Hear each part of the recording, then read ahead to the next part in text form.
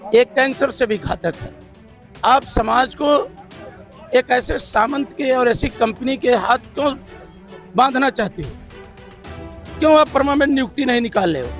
अगर परमानेंट नियुक्ति निकालने में कोई दिक्कत है तो आप अपने विभागीय संविदा क्यों नहीं श्रृंगार निकालेगी, चूड़ी निकालेगी?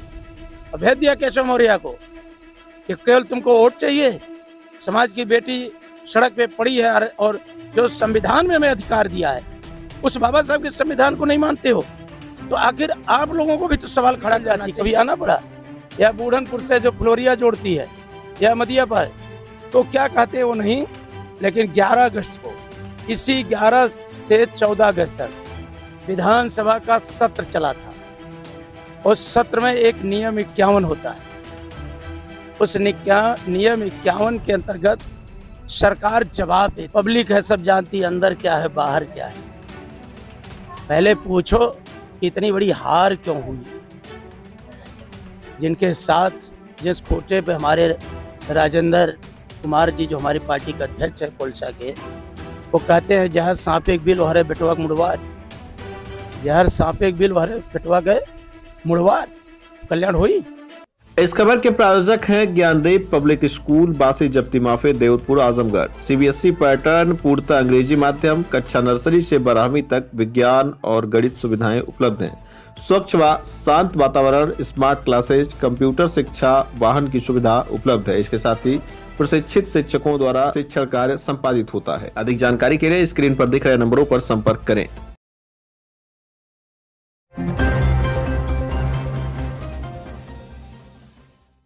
नमस्कार, तेज न्यूज देख रहे हैं आप। मैं हूं आपके साथ विनोद राजभर। हमारे साथ आप बगल में देख रहे होंगे विधायक डॉक्टर संग्राम यादव हैं। दरअसल यहां पर कोयलसा ब्लॉक के अंतर्गत एक गांव पड़ता है भैरवपुर ग्राम सभा, जहां पर सीसी मार्ग का लोकार्पण होना था। विधायक जी यहां पर आए हैं और लोकार्पण कर रहे हैं। आप देख सकते हैं, एक बार चाहेंगे कैमरामैन दिखा दे, तमाम लोग मौजूद हैं। एक बार दिखा दीजिए घुमा करके। यहाँ पर तमाम माताएं बहनें और तमाम लोग मौजूद हैं। फिलहाल यहाँ विधायक जी से हम बातचीत करते हैं। विधायक जी, यहाँ मौके पे आप आए हैं भैरवपुर ग्राम सभा में लोकार्पण करने। रोड के बारे में बताएंगे, कितना मार्ग था और कब से ये कार्य चल रहा था? देखिए, लोकार्पण तो हमारी बेटियों ने किया, फीता भी हमारी बेटियों ने ही काटा, जो शिलापट्ट थी वो पट्टिका भी उन्होंने ही हटाया। मैं बार बार आपसे कहता हूँ कि बड़ी बड़ी परियोजनाएं आई, कभी इस तरह के दिखावे की जरूरत नहीं पड़ी। आज हम सब गाँव में आते हैं, समाज के हर तबके के लोग मिलकर के आपस में बैठते हैं, लोकार्पण के बहाने आकर के आज की राजनीतिक जो व्यवस्था है उस पर चर्चा करते हैं। बेटे बेटियों का भविष्य कैसे बने, कैसे वो पढ़ाई लिखाई तकनीकी से जुड़ करके आगे बढ़े, उसको लेकर के हम काम करते हैं। आपने देखा होगा, अभी हमने संकल्प दिलवाया कि हम सब अपनी बेटी बेटे को पढ़ाएंगे, अच्छी शिक्षा दिलाएंगे और संकल्प लेंगे इस सामाजिक न्याय के राज की स्थापना करके हम पीडीए और अपनी सरकार बनाएंगे अखिलेश यादव जी के नेतृत्व में। अच्छा, अभी आपने बात किया यहाँ पर लोगों के बीच में कर्मचारियों के मुद्दे को लेकर के, आपने कहा कि हमने इस मुद्दे को उठाया और उनके वेतन में कुछ बढ़ोतरी हुई है। इसी मुद्दे पर मैं एक सवाल लेना चाहूँगा। दरअसल सरकार ने 3 वर्ष के लिए ही जो ये आउटसोर्सिंग से कर्मचारी आते हैं, 3 वर्ष के लिए इनको दी है ड्यूटी। तो इस चीज़ को लेकर के आप कहाँ तक संतुष्ट हैं? क्या संतुष्ट हैं इस चीज़ से? आपको पता होना चाहिए विनोद जी, और आजकल तकनीकी समाज है, तकनीकी जमाना है। आज लगातार 8 साल से मैं उत्तर प्रदेश के विधानसभा में, जब से योगी जी की सरकार आई है, मैं लगातार कहता था कि जो आउटसोर्सिंग की व्यवस्था है एक कैंसर से भी घातक है। इसीलिए ये सवाल हमने लिया है। एक कैंसर से भी घातक है। आप समाज को एक ऐसे सामंत के और ऐसी कंपनी के हाथ क्यों बांधना चाहते हो?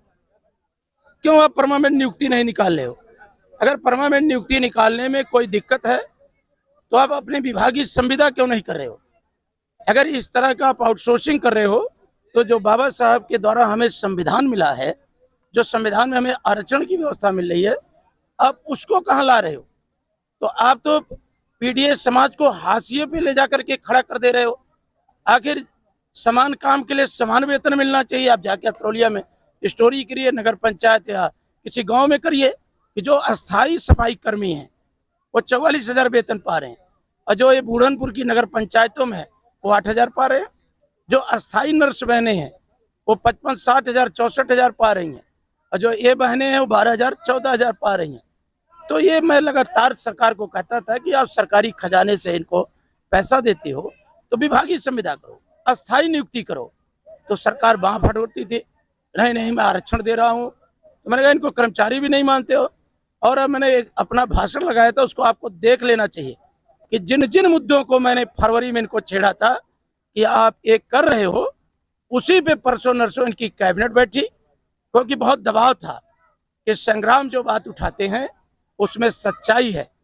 और जब उस पर कैबिनेट इनकी बैठी तो फैसला की कि हम 3 साल के लिए करेंगे। फिर उन्होंने कहा कि 18 से 20 हज़ार इस पद के लिए देंगे, जो हमारे टेक्निकल बीटेक वाला है उसको 40 देंगे, कैशलेस इलाज की व्यवस्था करेंगे, अगर इन अंत्येष्टि के लिए बताओ 15,000 रुपया देंगे। तो इस तरह की बातें वो लाए। तो मैं आप ही के माध्यम से उनसे पूछना चाहता हूँ कि तो आपकी मजबूरी क्या है सरकार की? अस्थायी नियुक्ति से क्यों डर है? अस्थायी नियुक्ति आप कॉर्पोरेशन को बनाना चाहते हो। तो जब सत्र चलेगा तो मैं सरकार से जानना चाहूंगा कि आखिर जो लड़का 24 साल में नौकरी पा गया, 27 साल बाद वो क्या उखाड़ेगा, क्या करेगा वो? और आप अस्थायी नियुक्ति से क्यों डरते हो? अगर अस्थायी नियुक्ति होगी तो बाबा साहब के संविधान के अनुसार उसको आरक्षण मिलेगा, चाहे पिछड़ा हो, चाहे दलित हो, चाहे आदिवासी हो।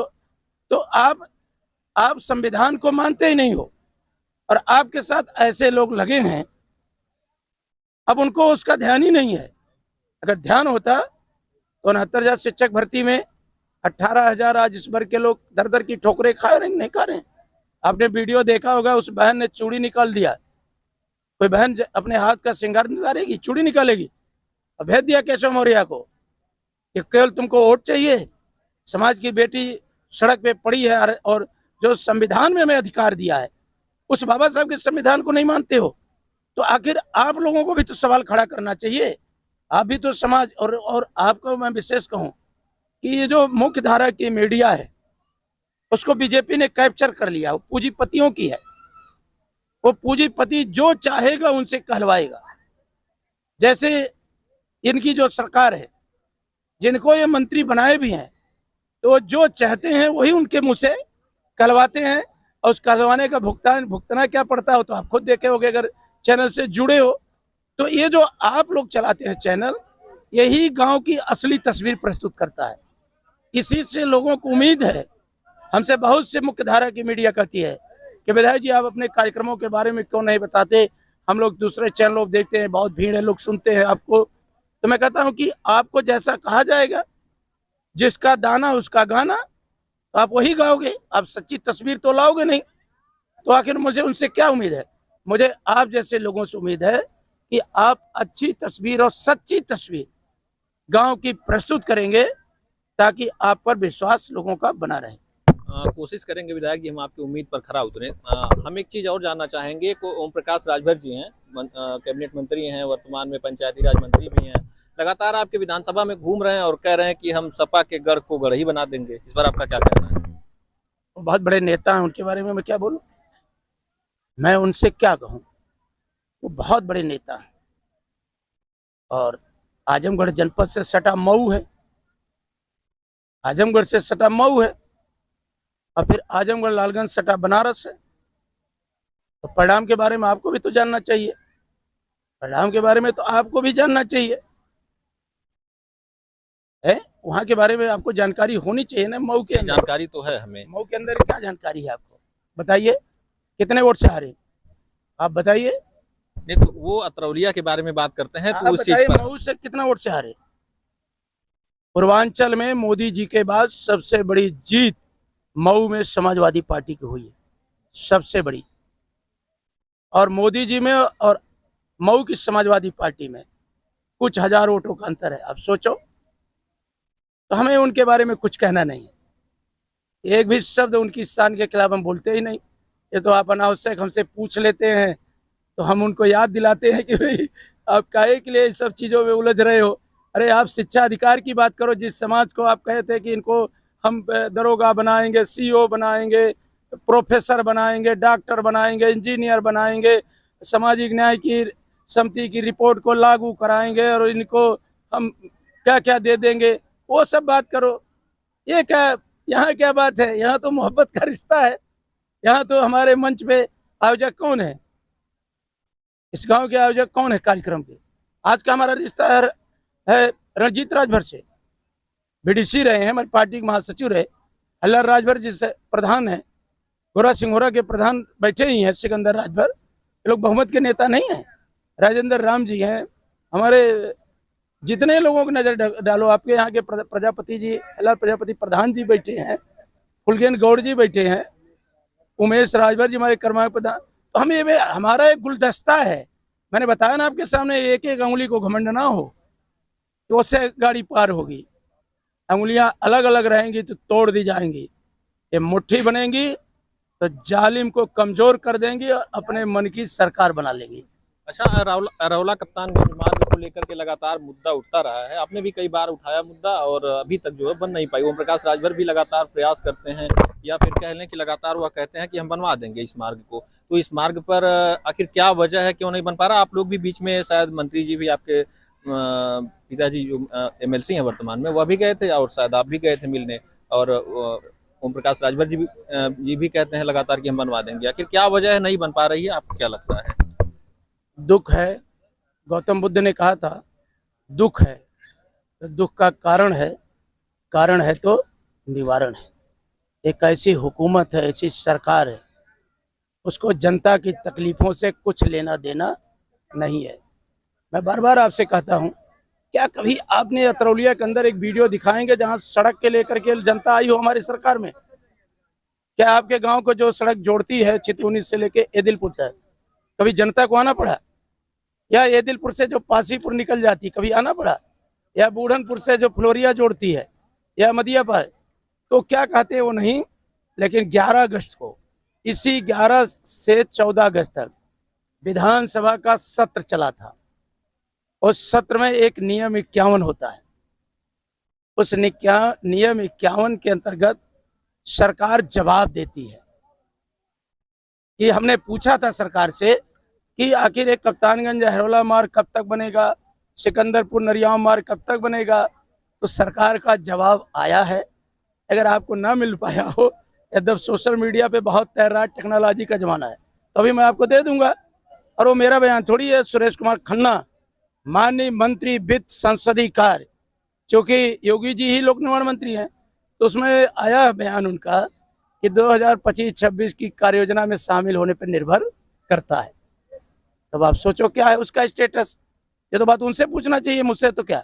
मैं तो जो मुझको सरकार ने बताया वो मैंने मीडिया को बता दिया, सबको बता दिया। इनको भी खोज रहा था कि बता दूं, और अभी आपको भी दिखा दूंगा, तो आप भी ले लीजिएगा और वो जनता को अवगत करा दीजिएगा कि वो मार्ग किस स्थिति में है। मैं अभी आपको तुरंत दे दूंगा। अच्छा, आने वाले समय में, क्योंकि अब पंचायती चुनाव जल्द ही पड़ने वाले हैं, तो इसमें जो है क्या तैयारी चल रही है? क्योंकि अब चुनाव की तैयारियां लगभग लोग चला रहे हैं, तो आपकी क्या तैयारी चल रही है? यहाँ तैयारी का, यहाँ तो ऐसा रिश्ता है, कितनी बार आपसे मुलाकात हुई, होली दिवाली घर पर सब। अभी कल गया था मैं, कल में था, गोपाली पट्टी था, फिर बढ़िया था, अंतपुर था, महादेवपुर था, चितौनी होते। मेरा तो ये कोई चुनाव की तैयारी थोड़ी। यहाँ की जनता बहुत जागरूक है, वो सब जानती है, ये पब्लिक है, सब जानती है अंदर क्या है बाहर क्या है। पहले पूछो कि इतनी बड़ी हार क्यों हुई।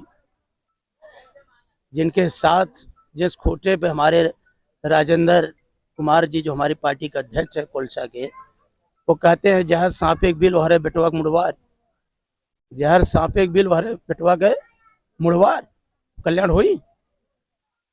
हुई तो हमें आप उनके बारे में हमसे कुछ बात कराइए।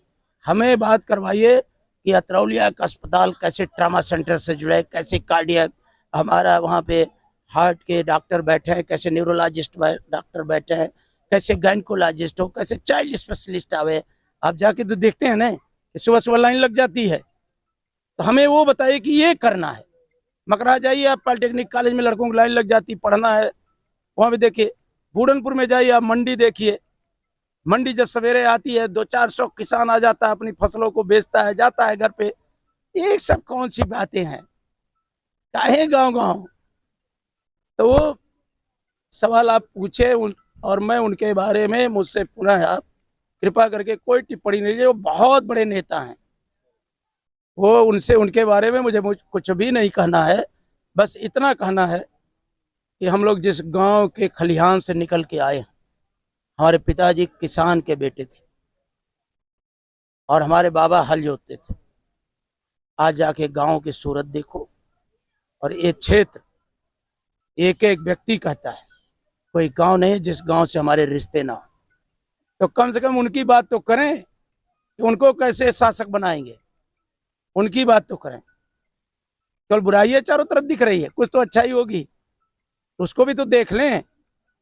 जहाँ रुके हैं उसी गेस्ट हाउस को तो देख लेना चाहिए। और अब उसके बारे में क्या कहूँगा आपसे, तो कुछ तो है। तो आप उन्हीं से सवाल करिए कि 69,000 शिक्षक भर्ती में आखिर वो हक कब दिला पाएंगे। तो मैं फिर आपके गांव में मिलूंगा सड़क के उस पे। चलिए, तो देखा आपने, विधायक जी डॉक्टर संग्राम यादव जी हमारे साथ थे, हमारे तमाम सवालों का उन्होंने जवाब दिया। ऐसे ही तमाम खबरों के लिए आप देखते रहें तेज न्यूज और जुड़े रहिए हमारे साथ। धन्यवाद।